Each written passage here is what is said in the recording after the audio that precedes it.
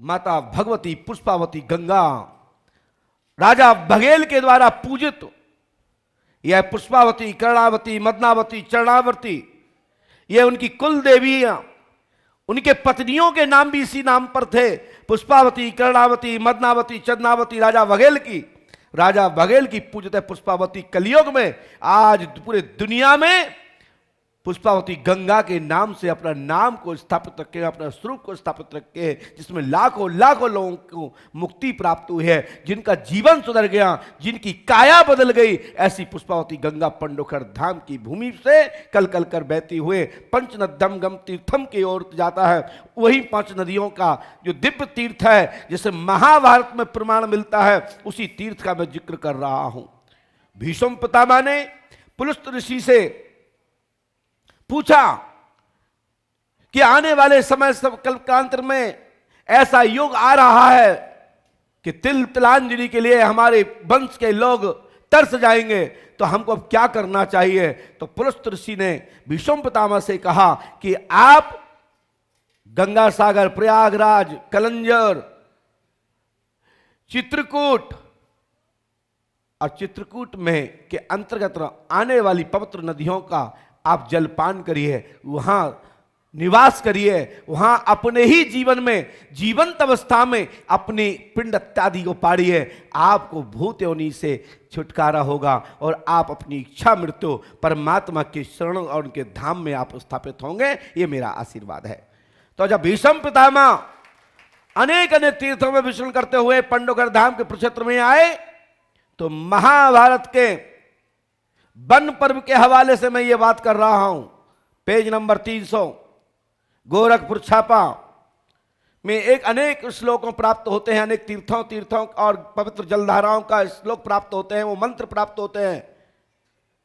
वहीं पर पुष्पावती की गर्मावही कुछ श्लोक प्राप्त होते हैं। पुष्पतम स्पर्शो त्रिरात्रो पुष्टो नरहा गौ शस्त्र फलम लब्ध पुराति शुक्लम नृप। पुष्पावती में दर्शन करने मात्र से आपका पूरा कुल पवित्र हो जाता है।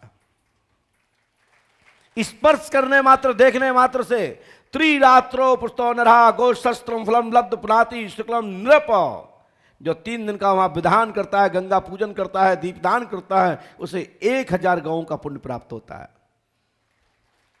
आप जीवन में 1 गाय दान नहीं कर पाओगे, 2 नहीं कर पाओगे, एक शस्त्र गौ का पुण्य आपको दान करने के बराबर मात्र स्नान करने से प्राप्त होता है।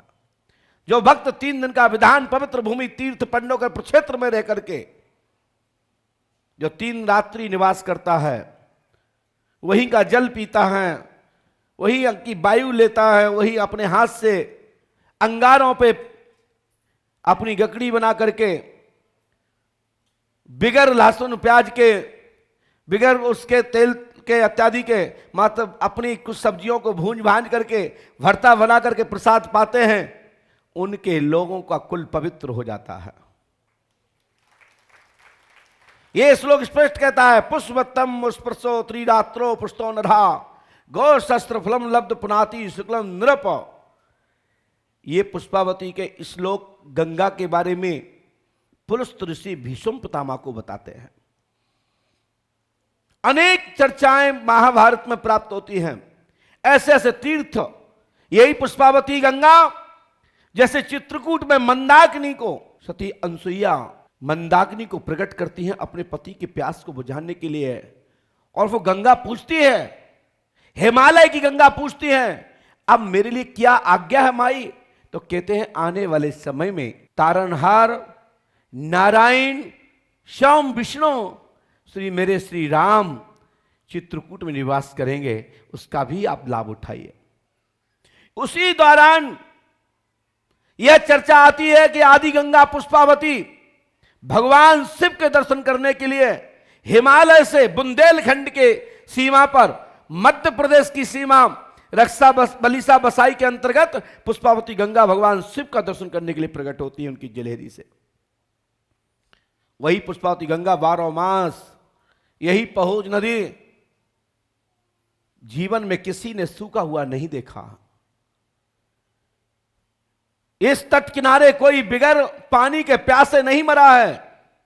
अमृत दूध की ताकत देने वाली वह गंगा पुष्पावती 211 किलोमीटर की यात्रा करती हैं और यमुना जी में अपना स्थान स्थापित हो जाती हैं। यमुना गंगा बन जाती हैं, गंगा ही समुद्र में प्राप्त होती हैं और समुद्र में जाकर के महासागर के रूप में प्रकट होते हैं। ऐसी माता पुष्पावती गंगा का समागम स्थल और विराट स्वरूप है।